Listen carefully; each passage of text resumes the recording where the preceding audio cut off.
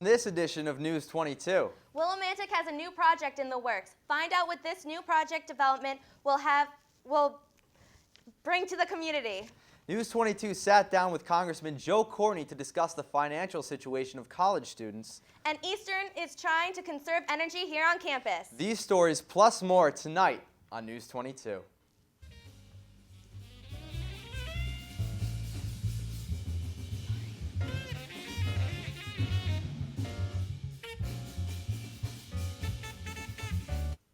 Good evening and welcome to News 22. I'm James Wolf. And I'm Megan Fox. A new risk to the health of college students has manifested itself in the form of the superbug. The superbug, it has been referred to by the government, is a deadly antibiotic-resistant form of staph infection. While deaths from disease have nearly been negligible in the past, experts believe that an outbreak of the superbug is imminent as we head into the year 2008, and that the disease is on pace to kill more Americans this year than the AIDS virus. While most cases occur in the healthcare sector, college campuses are also very susceptible to the spread of superbug. To keep yourself as safe as possible from this disease, students are advised to shower after excessive amounts of sweating, not to walk barefoot in areas with large amount of foot traffic, not to share bed linens with anyone possibly showing symptoms of the disease, and to wash thoroughly any wounds they receive, especially those incurred while shaving. In a move that has excited and mobilized many students across the USA, Stephen Colbert of the late-night talk show, amply entitled The Colbert Report, which airs on cable network Comedy Central, has announced that he's running for president of the United States. The catch with this announcement, however, is that Colbert is only running in his home state of South Carolina. Nevertheless, fans of the show have band together and have already started websites dedicated to the funding of the political pundit's statistical run for office. A group supporting Colbert's presidential campaign on the popular website Facebook.com outgrew similar groups dedicated to Hillary Clinton and Barack Obama, which have been in existence for months, within only 5 days. We will keep you updated on this developing story within the upcoming weeks of the semester. A student at the University of Arts in Berlin, Germany, has come up with a new form of tattooing. Hailed as the Braille tattoo, the new form of tattoo is created when small pellets of titanium or plastic are implanted beneath the skin, forming raised bumps. Klara Jerkova, the creator of the tattoo, hopes that it can be used as a means of confirming a person's identification for those who are visually impaired. Residents of San Diego, California were forced to evacuate their homes due to excessive soot, ash, and debris blowing in the Santa Ana winds from massive wildfires over the past weekend. The fires have caused massive damage to the Southern California area, destroying and burning land and homes, leveling them to the ground. According to CNN.com, more than 20 fires have scorched 400,000 plus acres of land from Mexican border to northern Los Angeles County since the weekend, and an estimated 950,000 people were already fled their homes. The raging fires have killed one person and injured about 70 more. 34 have included firefighters. From the National Weather Service, forecasters say that Wednesday, firefighters should see an end to the Santa Ana winds, which have fueled the fires. We at News 22 wish safety for all Californians during this tragic disaster. There was the fear that weather may cause a delay of the launch of the Space Shuttle Discovery carrying 7 astronauts into space Tuesday. Inspection of the launch pad early Tuesday revealed ice forms on the liquid hydrogen-oxygen line. An area launch control said they would rather not have ice. Inspectors say the ice was approximately 4 inches long and 1.5 inches in diameter. Discovery left the pad at 11:38 a.m., headed for the International Space Station. Their missions, designated STS-120, will focus on delivering the Harmony module. Harmony will serve as an attachment point for future laboratories. In local news, last Wednesday, Windham resident Robert Nye was arrested on drug charges. Nye was in possession with a pound of marijuana and more than $2,000 in cash. Nye was being charged with possession and intent to sell. Nye was released on $150,000 bail and will appear in Superior Court in Danielson on October 21st. In Willimantic last Wednesday, 5 stores were cited for selling cigarettes to minors. The Department of Health and Addiction Services conducted unannounced inspections in 20 local convenience stores. Clerks at Willimantic Mobile, Garibaldi's Groceries, Sam's Food Store, Willie Mobile Quick Mart, and CVS Pharmacy failed. The stores have been penalized and were given $200 infraction tickets. Wyndham Memorial Hospital received $10,000 grant from the Senior Resource Agency in Norwich. Funding from the grant provides patients the opportunity to continue pulmonary rehabilitation. The 8-week program allows low-income and elderly patients support while fighting the disease. For some time now, the town of Willimantic has been pushing to build a whitewater park behind Main Street. Stephen Fernandez brings us the story. This whitewater rafting project has created quite a buzz in the Willimantic area, thanks to the passionate efforts of one local Connecticut group. The Willimantic Whitewater Partnership is a local Connecticut group raising the awareness of the abundant resources the Willimantic River has to offer. Eastern Professor Eric Martin comments on the potential in the project's purpose. These are the kind of projects and the kind of vision and almost culture that we're trying to create in this town. And I think, some people think it's difficult to create it. I don't think it is. I think it just needs to be rediscovered. I think we just need to know the river's there.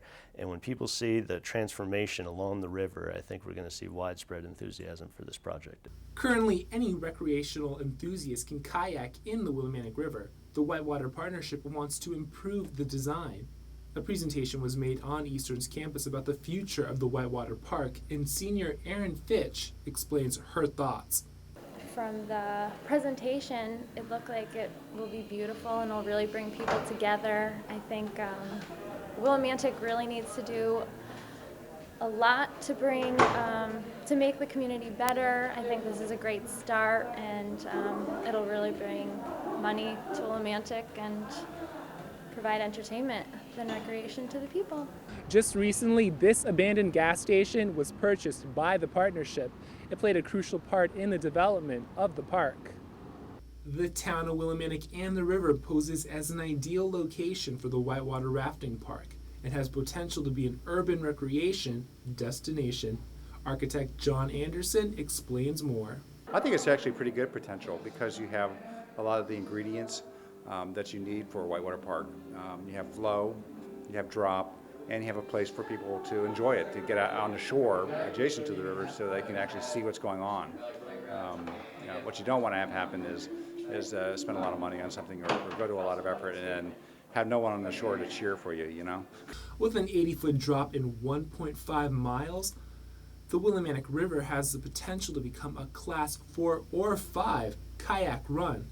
Additionally, a park will be created and will be made available to Willimantic and visitors alike.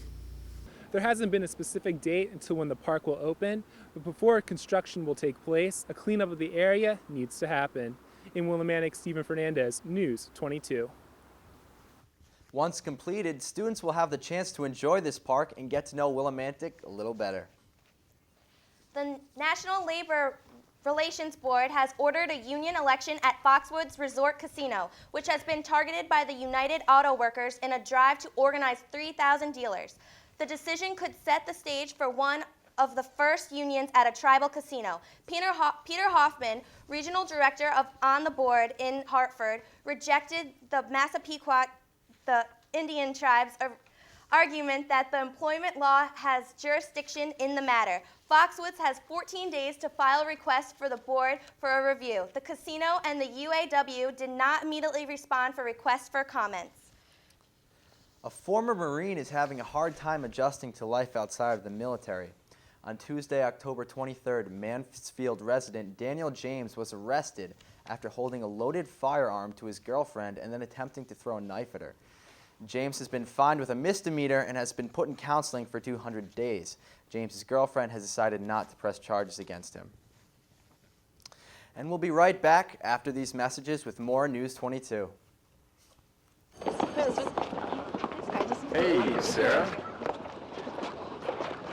Oh my gosh, he's so cute. How do you know him?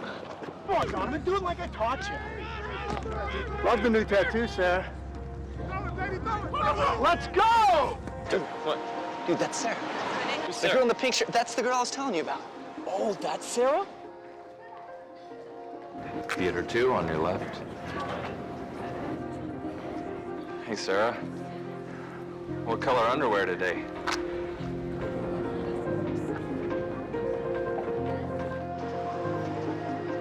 Hey, Sarah. So when are you going to post something new?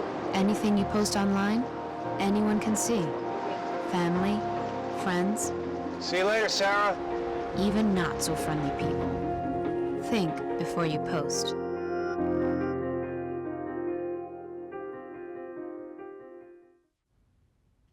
There's something you should know about me. I'm not easy to live with.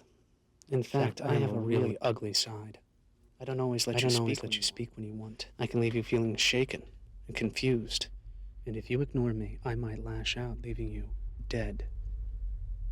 I am a stroke. Learn to recognize a stroke and act quickly. Time lost is brain lost. We're back, and we have with us Jake Williams to discuss an editorial. The views that are being expressed are not that of News 22, but of the writer.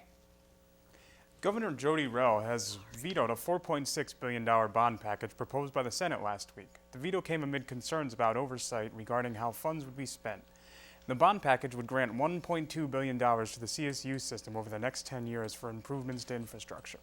After an attempt to overcome the veto, Democrats who had proposed the spending package failed to achieve the unanimous support required to override the governor. The lone dissenting voice was eschewed by Senator Hartley of Waterbury. She echoed the governor's concern about how the money would be allocated by the CSU system. If the plan had gone through, the CSU system would have been allocated $100 million a year to spend with limited legislative or executive oversight.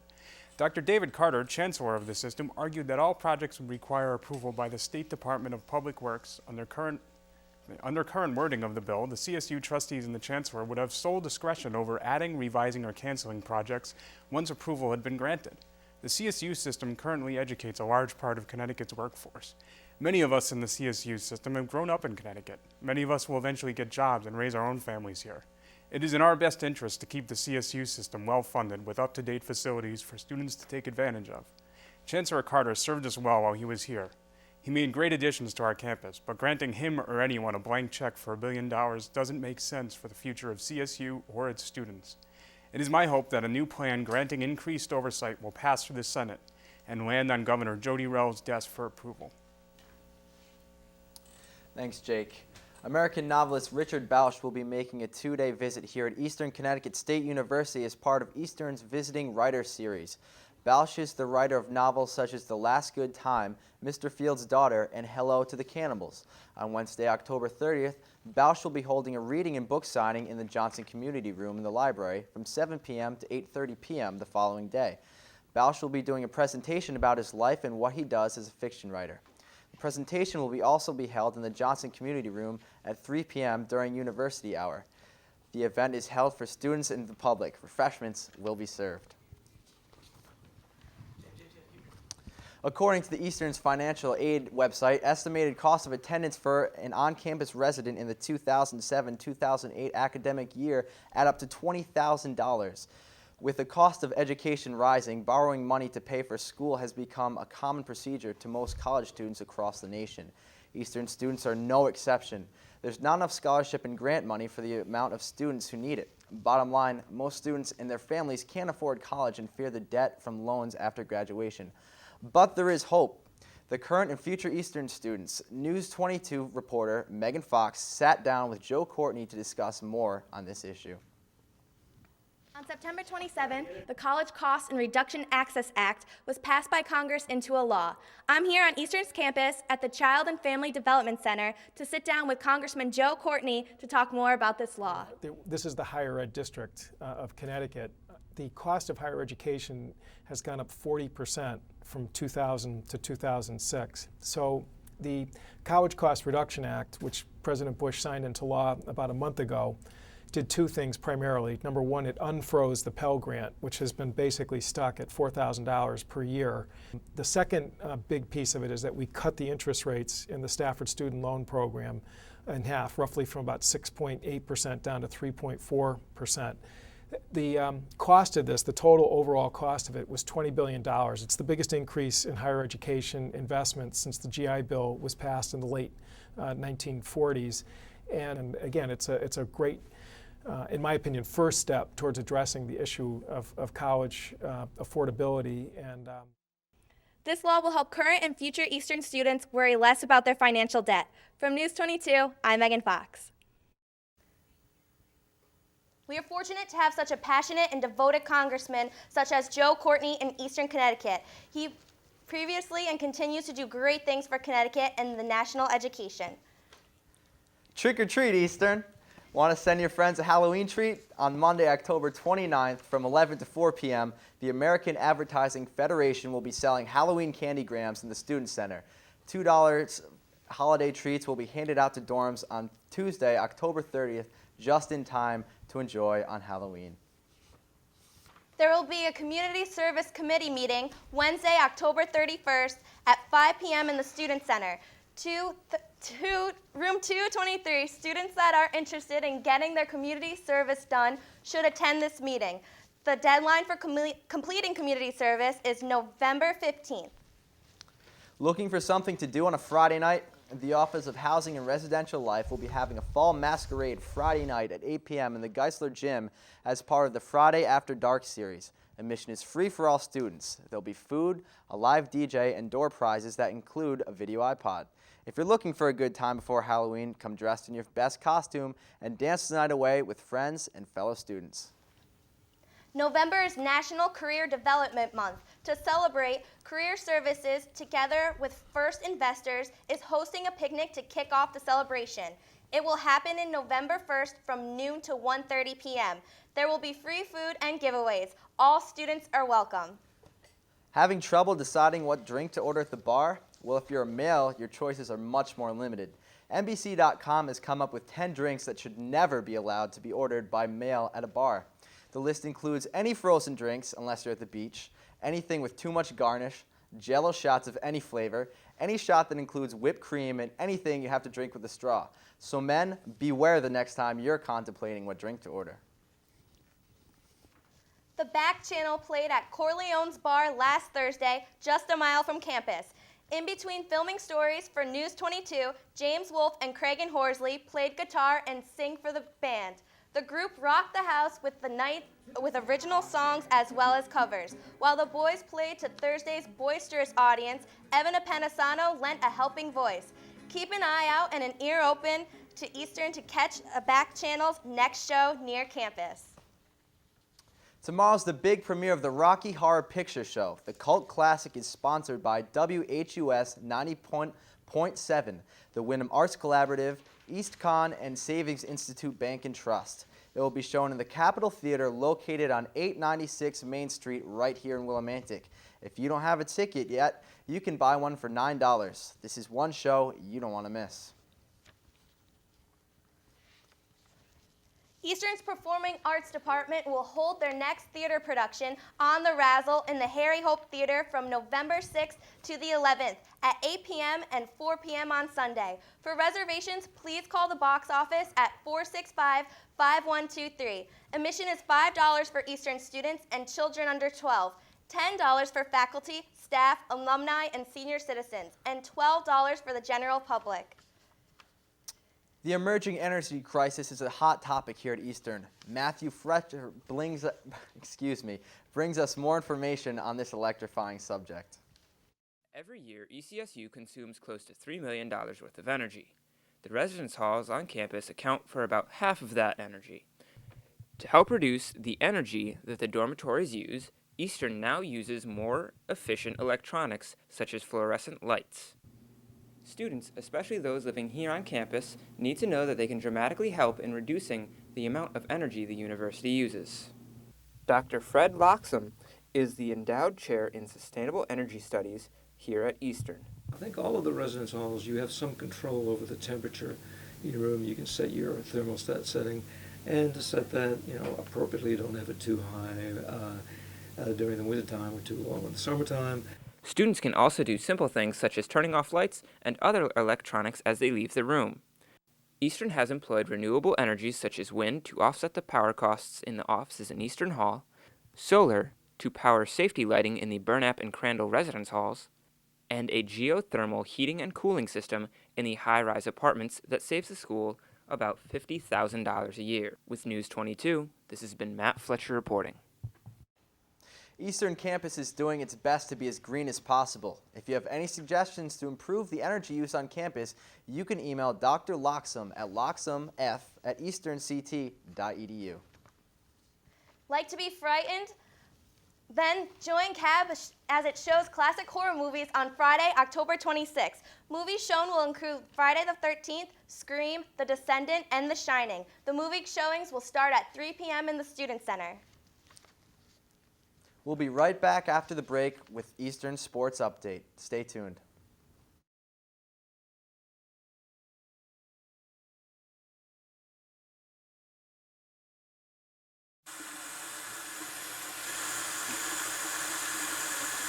Dude! Huh? See some of that for the rest of the campus.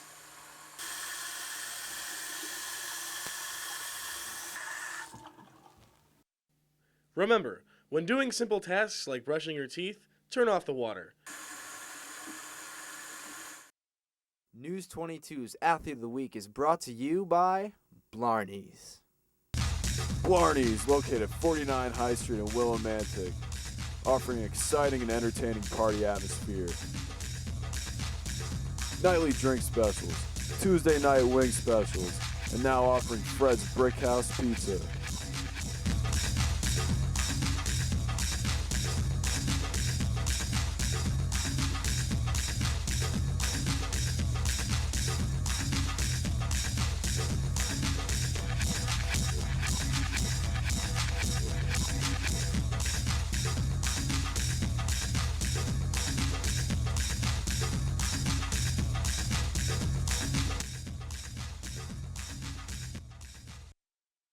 We're back with Serenay Waller with a sports update.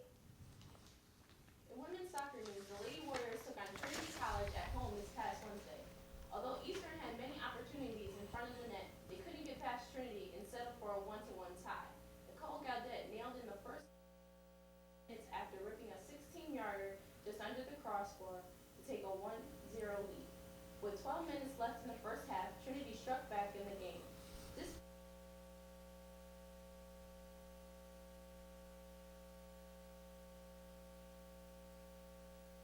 by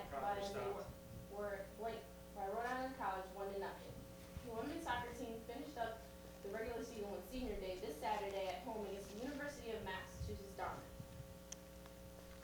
On Monday the 22nd, the girls field hockey team from Eastern Connecticut State University played a thrilling game against Westfield State College. Unfortunately, the Warriors lost 1-0 and they were unable to capitalize after Westfield State College scored the only goal of the entire game. It was a tough loss for the ECSU Warriors because that leaves them with a record of 5-1 and is standing at 4-6 in the LEC division. Even though the girls field hockey team had an upsetting loss on Monday, they are looking forward to play Anna Maria College on Thursday, October 25th at 3:30 p.m., capturing a big win. This past Saturday, the rugby team played their last game of the season against Salve Regina. News 22 has more on the story. The rugby team finished off their season with a match at home against Salve Regina this past Saturday. Although they stayed tough, they failed to defeat Salve and lost with a final score of 34-24. We caught up with a couple of players to get the reactions from their season. You guys did? Well, it was a great season. I mean, we started off 3-0. We had 2 tough losses at the end. Salve Regina is a great team. Division are ranked second in New England. They're going to play well in the playoffs. For a lot of the seniors, it's our last game. We definitely want to go out on top on home. We play our hearts out. Never had so many bad breaks in one game. But, I mean, you live and you learn. We have a great program coming up. Our coach is amazing, and our JV guys are great. So hopefully they'll continue to let us on and get us to Division III. This game in particular, played pretty well, had some mistakes. They're a better team, I'm not going to lie to you. They are. We could have absolutely beat them, though, because we just killed ourselves, and we've done it all season, just beating ourselves rather than playing the other team. We're just crying about different things that we shouldn't be doing. And as a season, we came out strong, but in the end, stupid mistakes just caught up to us, and that's what we started out 3-0. But those mistakes just kept building, and that's why we didn't end the season as strong as we started. And that's basically it, really. Felt like I had a good run. Felt like I played pretty well, and the team played well. It's just that we could have done better. That's Stay tuned for more rugby action this spring. For News 22, this is Dan Pignataro. This Friday at 6 p.m., the Student Athlete Advisory Committee is putting on the 6th annual Haunted Happening in the Geisler Gymnasium. Haunted Happening is a chance for the youth of Windham County to come and celebrate Halloween in a safe environment. The night consists of games, arts and crafts, a costume parade, and a costume contest. The kids will even get a chance to meet Easter's mascot, the Warrior Cat. The men's soccer team scored a huge victory Saturday by defeating Rhode Island College 1-0. The victory moved Eastern into sole position in second place of the conference standings, one conference game remaining. Nick Beretti scored the only Eastern goal when he headed from a free kick from Kyle Bedini. It was Beretti's 5th goal in the last 6 matches. Jay Barney made 5 saves to earn the shutout on Senior Day. Just today, the Warriors knocked off Fitchburg State College 2-0. Jimmy Monkenville and Dustin Huguenin scored the goals for Eastern. The Warriors played the University of Massachusetts Dartmouth this Saturday with a win, and Southern Maine, with the loss of the Warriors, will hold the LEC Conference Tournament for the first time in 15 years. The conference tournament begins with the semifinal games on Wednesday, October 31st. This Wednesday, October 24th, the girls volleyball team of Eastern Connecticut State University played a hard game against SUNY New Paltz College. The final scores of the matches were 20-30, 15-30, and 19-30. The ECSU Warriors lost 3 straight matches, but they definitely gave it their all throughout the game and gave SUNY New Paltz a run for their money. The record in LEC standings of the girls volleyball team is 7-26. The girls volleyball team will play their next game on Saturday, October 27th against Massachusetts Dartmouth College at noon, which will also be their senior day. Well, it's about that time for the Blarney's Athlete of the Week. Tristan Hobbs was on the scene to tell us who it is.